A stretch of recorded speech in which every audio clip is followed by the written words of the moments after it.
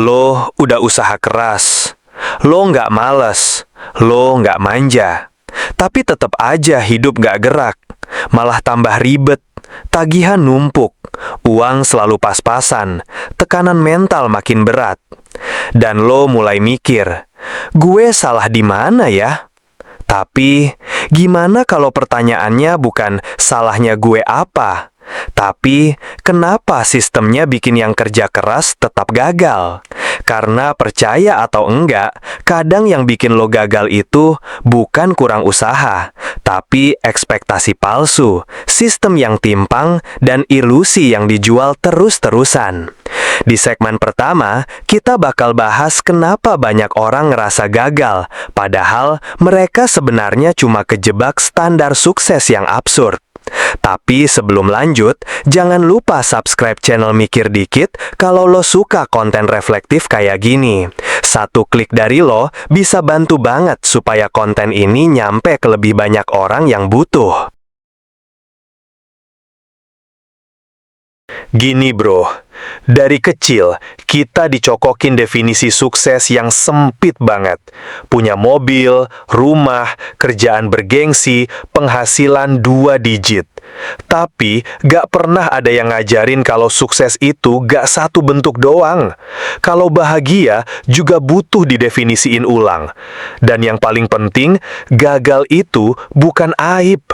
Kita hidup di era perbandingan ekstrim. Scroll TikTok 10 menit aja, lo udah ngerasa hidup lo paling nyesek. Yang satu nikah muda, yang satu udah punya bisnis, yang satu healing ke luar negeri. Padahal, lo juga kerja keras, tapi kenapa hidup lo nggak gerak? Masalahnya bukan lo, tapi narasi sukses yang dikurung di template tertentu. Lo nggak harus jadi founder startup, nggak harus viral di TikTok, nggak harus kaya sebelum umur 30. Karena kalau standarnya kayak gitu, 90% dari kita bakal dibilang gagal. Di segmen berikutnya, kita bakal bahas kenapa kalimat kerja keras gak akan mengkhianati hasil sebenarnya lebih mitos daripada motivasi. Lo pernah dengar kalimat ini? Kerja keras gak akan mengkhianati hasil. Terdengar manis ya? Tapi kalau lo pikir-pikir, yang sering dikhianati justru orang yang kerja paling keras. Lo bisa lihat sendiri di sekitar lo. Tukang bangunan, ojek online, pedagang kaki lima, kerja dari pagi buta sampai tengah malam, nggak kenal libur. Tapi apakah hidup mereka sejahtera? Nggak juga. Di sisi lain, ada orang yang bangun jam 10, main TikTok, ngopi di rooftop, tapi uangnya ngalir terus. Kenapa bisa gitu? Karena faktanya, kerja keras bukan satu-satunya faktor kesuksesan. Ada yang namanya akses pendidikan, koneksi sosial, modal awal, dukungan keluarga, dan ya, privilege. Tapi semua itu jarang dibahas di seminar motivasi. Yang dibahas cuma lo males. Padahal realitanya jauh lebih kompleks. Jadi, kalau lo selama ini mikir lo gagal karena kurang usaha, mungkin lo cuma terlalu keras sama diri lo sendiri.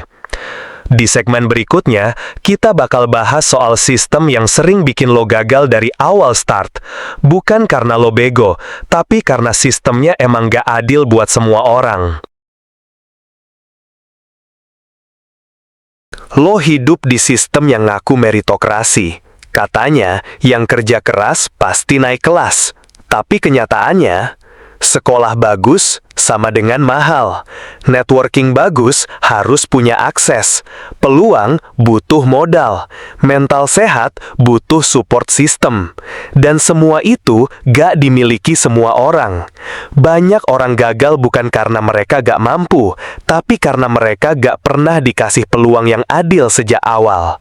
Gini ya, kalau garis start lo udah jauh di belakang, sementara orang lain udah 10 langkah di depan, terus lo disuruh berjuang lebih keras, itu bukan motivasi, itu penindasan terselubung. Dan capeknya bukan cuma fisik, tapi mental, emosi, harga diri. Makanya banyak yang akhirnya nyerah, bukan karena lemah, tapi karena sistemnya bikin lo gak punya ruang buat gagal dan bangkit. Tapi, setelah jatuh, apa lo harus tetap di bawah? Di segmen selanjutnya, kita bakal ngomongin soal titik balik. Gimana caranya pelan-pelan bangkit meskipun semua rasanya udah gelap. Pertama, lo nggak harus langsung kuat. Lo boleh jatuh, lo boleh sedih, lo boleh takut. Gak ada yang salah dengan itu semua. Yang salah itu kalau lo dipaksa tegar sebelum luka lo kering. Bangkit itu proses, dan tiap orang beda-beda durasinya. Ada yang butuh waktu sebulan, ada yang setahun, bahkan lebih. Dan untuk mulai bangkit, lo butuh 3 hal dasar. 1. Pengakuan bahwa lo sedang jatuh, tanpa denial. 2. Support system, walau cuma 1 orang yang ngerti perasaan lo. 3. Langkah kecil yang konsisten, bukan lompatan besar. Gak usah mikir jauh-jauh, mulai dari hal kecil, rapihin kamar, mandi pagi, makan teratur. Itu juga bentuk perlawanan. Dan yang paling penting, jangan bandingin progres lo sama orang lain, karena bangkit bukan lomba. Ini tentang pulih, bukan menang. Setelah lo pelan-pelan bisa berdiri lagi, muncul pertanyaan besar. Setelah bangkit, gue mau kemana? Pertanyaan ini sering gak disadari. Setelah semua luka, semua perjuangan, lo mau hidup kayak apa? Banyak orang terjebak di loop. Gagal, bangkit, kerja mati-matian, gagal lagi, dan ulang dari awal. Lo nggak harus hidup dalam siklus luka yang sama terus. Lo bisa bikin arah baru. Mungkin bukan hidup yang sempurna, tapi hidup yang lo pilih sendiri, yang lo pahami, yang lo syukuri, yang nggak bikin lo kehilangan jati diri. Hidup bukan cuma soal sukses secara ekonomi, tapi juga soal ketenangan batin, hubungan yang sehat, mental yang stabil, dan tidur nyenyak tanpa rasa cemas. Dan semua itu butuh lo tentukan tujuannya. Di segmen penutup nanti, kita bakal tarik semua benang merah dari perjalanan ini. Karena gagal bukan akhir, tapi titik balik. Dan itu harus lo camkan baik-baik. Kadang, yang paling bikin sakit itu bukan gagal dapatin sesuatu, tapi rasa malu. Perasaan gagal jadi manusia, ngerasa nggak layak dihargai, nggak pantas dihormati.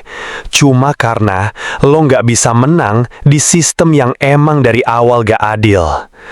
Tapi dengerin gue baik-baik, lo bukan kegagalan.